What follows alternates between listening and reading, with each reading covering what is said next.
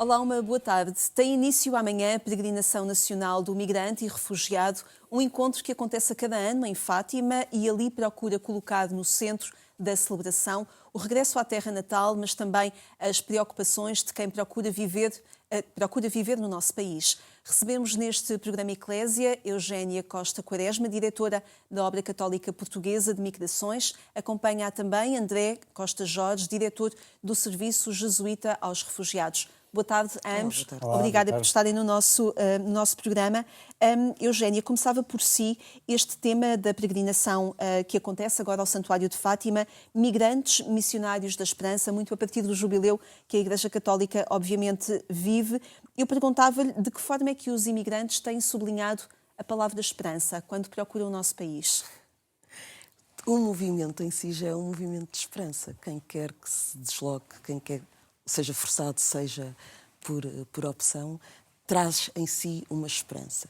E este ano, quer a mensagem, quer o tema, é para ressaltar aqui o lado da fé. O migrante como protagonista da fé, como alguém que dá testemunho da fé e da confiança em Deus e que é para nós um exemplo.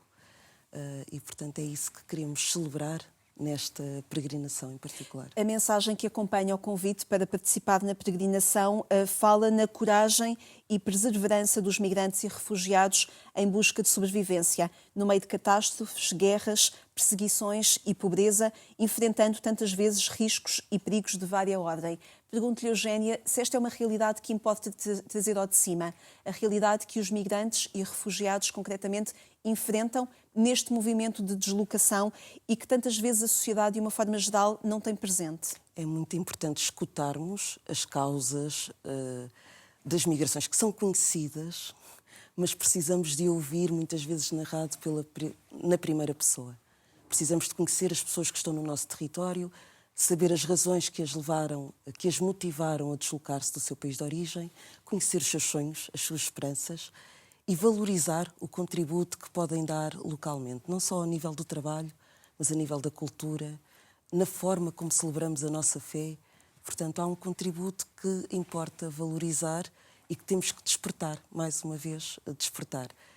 Missionários da esperança, porque eles trazem-nos esta esperança de alegria, de uma vida melhor, de uma vida comunitária, devolver o sentido de comunidade que parece que estamos a perder na nossa sociedade, a olhar só para o nosso umbigo, só para aqueles que nós conhecemos, e também esperança para a própria Igreja, porque com os migrantes a Igreja alarga a sua tenda, vive a sua universalidade e consegue testemunhar o que é a unidade na diversidade.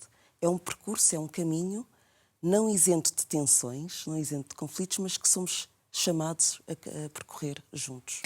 Histórias reais, dar visibilidade a pessoas que chegam ao nosso país é o que o Serviço Jesuíta aos Refugiados procura e recentemente colocou esta forma de dar a conhecer no centro de uma campanha desenvolvida, André Costa Jorge. De que forma é que encontram espaço para, de facto, dar visibilidade a estas histórias reais de pessoas muito concretas que procuram o nosso país?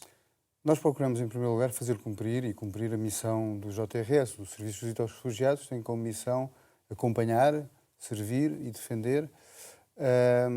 E esta missão, à qual poderíamos também, digamos, juntar as mais recentes dimensões que o Papa Francisco, ele próprio também um jesuíta, juntou à missão da própria Igreja, portanto, a dimensão de promover e integrar. Acolher, promover, integrar. Exatamente. E, portanto, proteger. No fundo,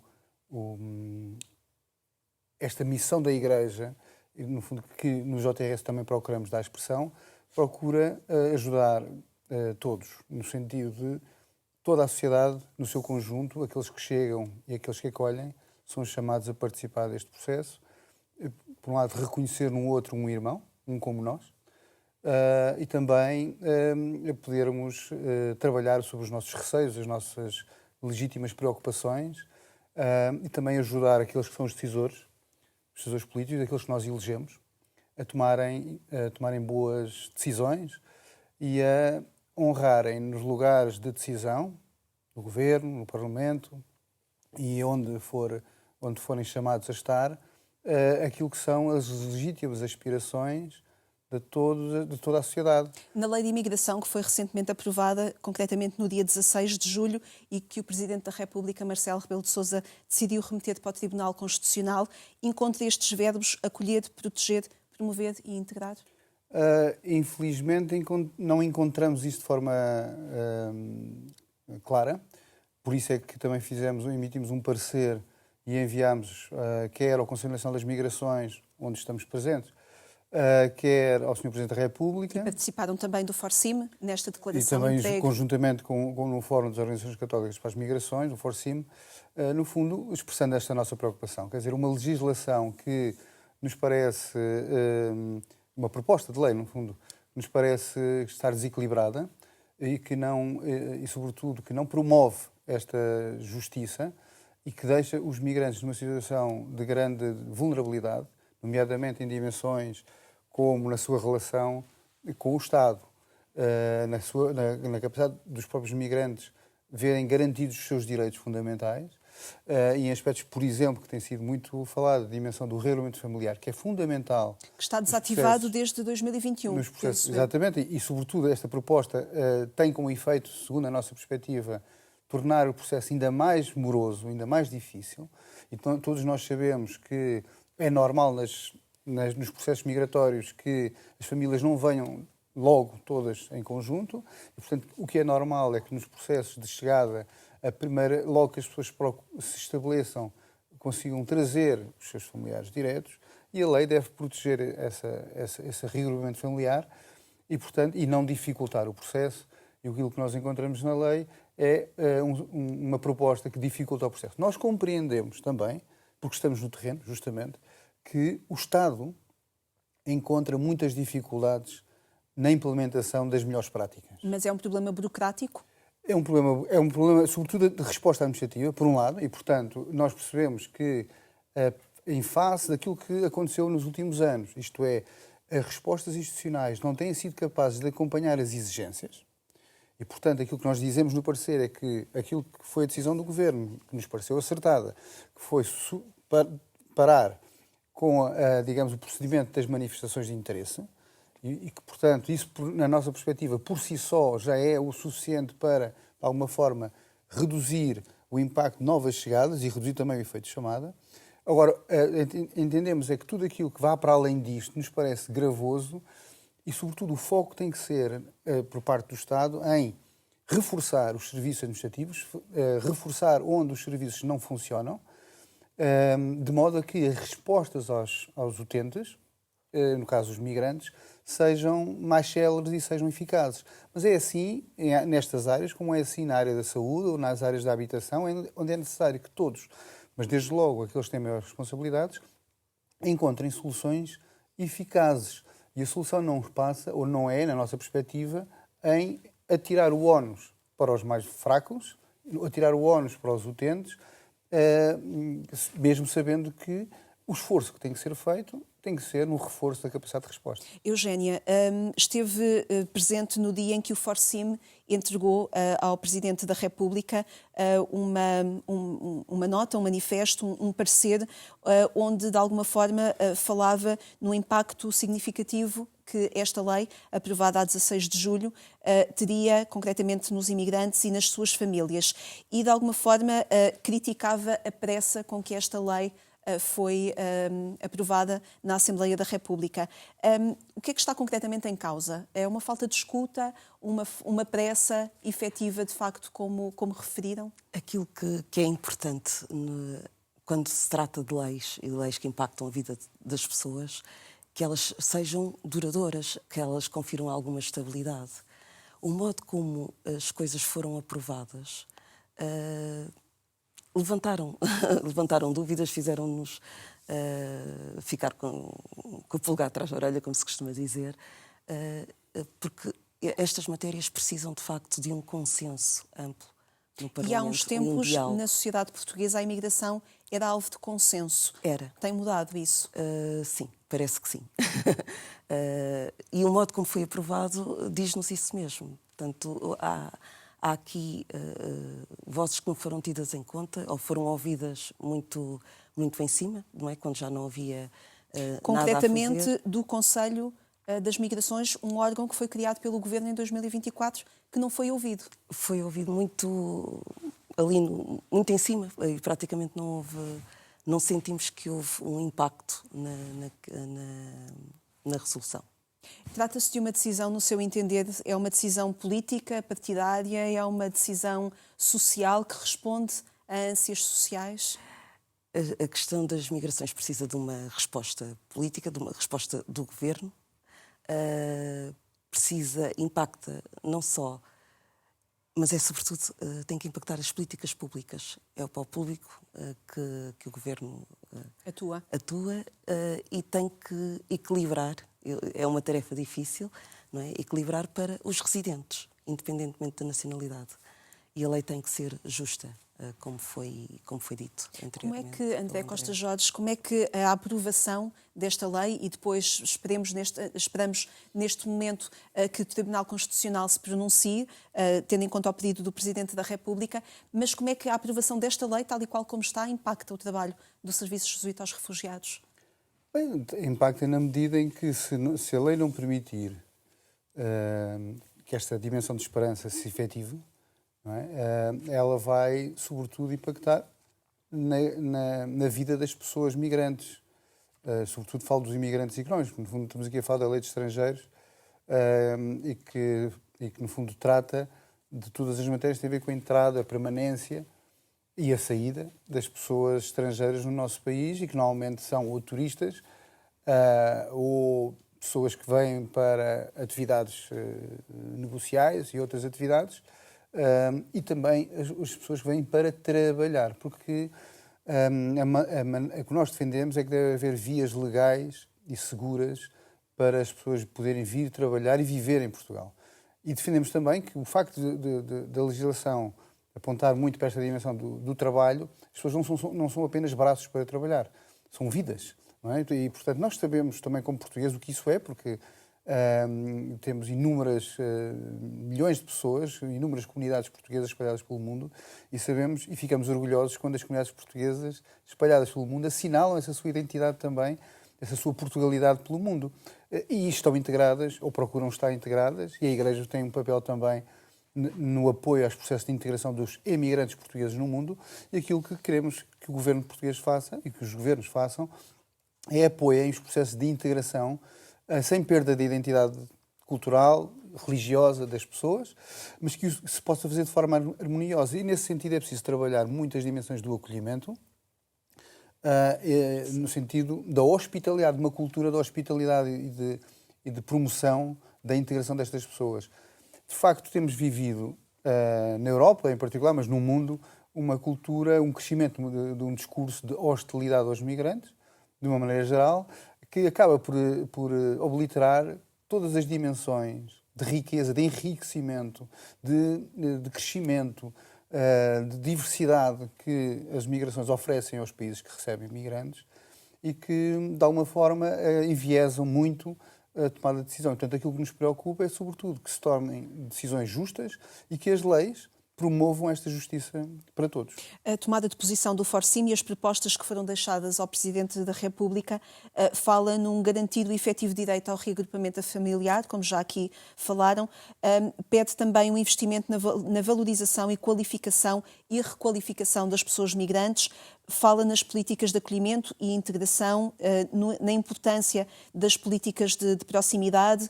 Fala também na necessidade de dotar os postos consulares de recursos financeiros e humanos, de alguma forma procurando que estes elos de ligação com o governo português possam, de alguma forma, ter a capacidade de organizar também a imigração, digamos assim.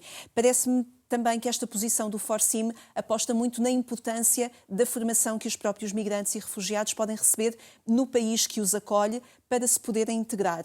Quando estamos a prever uma proposta de lei da imigração que escolhe os imigrantes consoante a sua qualificação. André Costa Jorge, parece-lhe que o país está disponível para formar e investir na integração formada e qualificada de pessoas? Sim, nós temos insistido. Aliás, na última reunião do Conselho Nacional, eu fiz também esse desafio, lancei também esse desafio de que é necessário que os decisores políticos e que as políticas passem para além da questão da regulação dos fluxos, também para a questão do investimento na integração. E, portanto, a capacitação das pessoas, não apenas os migrantes, mas todos nós, todas as pessoas que estão na vida, enfim, ativa. Precisam de aumentar os seus níveis de qualificação, a sua capacitação para os desafios que as sociedades têm atualmente e, portanto, entendemos que deve ser feita de forma geral. No caso dos migrantes, a dimensões como, por exemplo, o ensino do português de língua não materna e o reconhecimento das qualificações que as pessoas trazem e também a adequação em função daquilo que é o mercado de trabalho, deve ser uma tarefa, uma preocupação do Estado, não apenas do Estado, deve haver também um reforço quer por parte dos organismos, enfim, áreas como a educação profissional e também as organizações que estão no terreno e que promovem a capacitação e a formação destas populações, porque isso é uma vantagem para as sociedades de acolhimento, isto é, se nós não fizermos nada, se não investirmos na formação, o resultado será sempre pior do que se nós fizermos um investimento na formação.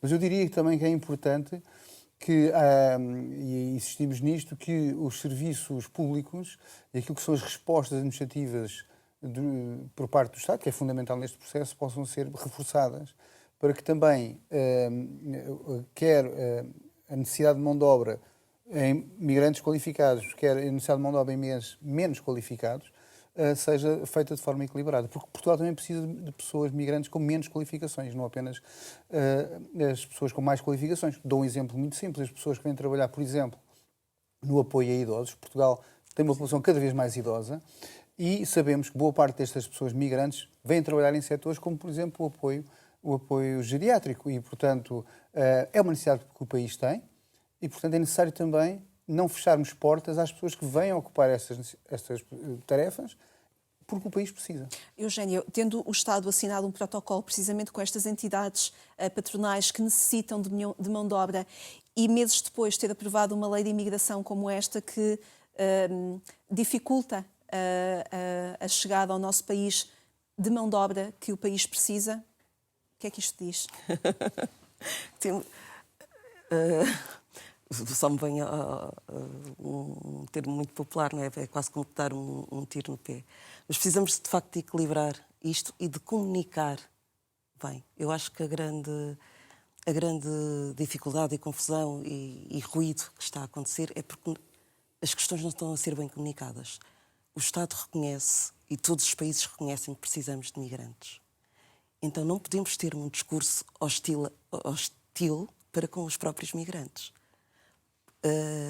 A nossa pedagogia e o esforço da Igreja, para além de tudo aquilo que já faz, é ajudar a reconhecer, ajudar que esta integração também se faça de coração a coração. Que as pessoas conheçam quem têm ao seu lado, que cultivem estas relações de proximidade, porque a integração também passa por aí, não é só a questão da lei. E esta dimensão que nós falamos aqui, que é um longo debate sobre o que é ser qualificado ou não e quem é que precisa, é um convite a olharmos para as migrações como uma oportunidade de promoção humana. Olhar para o desenvolvimento, não só o desenvolvimento do país enquanto a nível económico, mas também uma oportunidade para as pessoas se desenvolverem. E isto traz esperança. E isto também alimenta a esperança de quem vai. E o outro lado, que nós esquecemos sempre, que é o desenvolvimento dos países de origem e que os migrantes também, se por um lado começa por ser só a sua própria família, à medida que se vão estabelecendo, preocupam-se com o desenvolvimento do país natal. E, portanto, temos que olhar para as migrações como um fenómeno natural, importante para o desenvolvimento, para o nosso crescimento enquanto seres humanos. Porque isso é portador de esperança. André Costa Jorge, que espaço para iniciativas da sociedade civil, como, por exemplo, a plataforma, digamos assim, Consenso Imigração, ou então para tomadas de posição, como o JRS, por exemplo, há algumas semanas atrás, endereçou uma carta à União Europeia perguntando se ainda vamos a tempo. Pois. Não, eu creio que a sociedade civil e as organizações da sociedade civil têm um papel fundamental e é importante também que os governos e aqueles que têm responsabilidades políticas reconheçam isso. E as escutem? Porque nós estamos no terreno, exatamente, que as escutem, que nos escutem, pedimos isso e, sobretudo, pedimos que haja aqui esta largueza de visão que permite aquilo que eu já dizia, que o consenso é no Parlamento, deve ser, mas também na sociedade. E, portanto, nós estamos disponíveis para ajudar naquilo que nos parecer construtivo e aquilo que for, de facto, construtivo, nomeadamente, por exemplo, nesta questão que o Governo lançou, chamada Via Verde para a Migração Laboral Legal. Nós defendemos que deve haver um sistema ágil e proativo que favoreça que as migrações laborais possam acontecer de forma legal e, sobretudo, protegendo os migrantes, protegendo-os desde logo das redes de tráfico, de todos aqueles intermediários que ganham milhares, milhões. Uma realidade tantas vezes incógnita para a sociedade em geral. E também da ineficiência que muitas vezes se encontra nos países de acolhimento, quer por parte dos serviços administrativos do Estado, quer por parte também da exploração que as empresas muitas vezes oferecem a estas pessoas. Portanto, há aqui soluções que nós gostávamos de encontrar e trabalhar ativamente nesta promoção da pessoa, da dignidade da pessoa migrante. Eugénia, tudo isto será levado amanhã ao Santuário de Fátima com esta peregrinação do migrante e do refugiado. Vai ser presidida pelo Bispo Emérito de Andorra, Dom João Henrique Vive. Tudo isto será levado e irá, de alguma forma, unir e congregar as pessoas no Santuário de Fátima? Claro que sim, e temos, como habitualmente, a nossa vigília noturna, que será animada por diferentes grupos imigrantes que vivem em Portugal, a nossa diáspora que está lá fora. Portanto, este 12 e 13 é sempre um ponto de encontro. Esperado também. Esperado, ansiado, muito vivido, celebrado com uma alegria muito bonita de ser testemunhada, e é a oportunidade de nós levarmos o nosso coração disponível para aquilo que é a mensagem de Fátima, onde há um grande apelo à conversão, que sejamos capazes de nos converter àquilo que é o Evangelho no campo das migrações, àquilo que podemos aprender com os migrantes, não esquecer, não perder a nossa memória histórica e estarmos disponíveis para nos comprometermos de uma forma muito mais ponderada, de uma forma mais assertiva, de uma forma cristã com esta realidade. Eugénia, muito obrigada. André Costa Jorge, muito obrigada a ambos. Eugénia Costa Quaresma e André Costa Jorge, por terem estado no nosso programa. Muito obrigada. Obrigada a si também por se manter desse lado. Esperamos por si amanhã, aqui na RTP2, pelo mesmo horário, ou então aguardamos por si também no portal de informação em agência.eclésia.pt. Tenha então uma excelente tarde, boas férias, se for o caso. Até amanhã, se Deus quiser.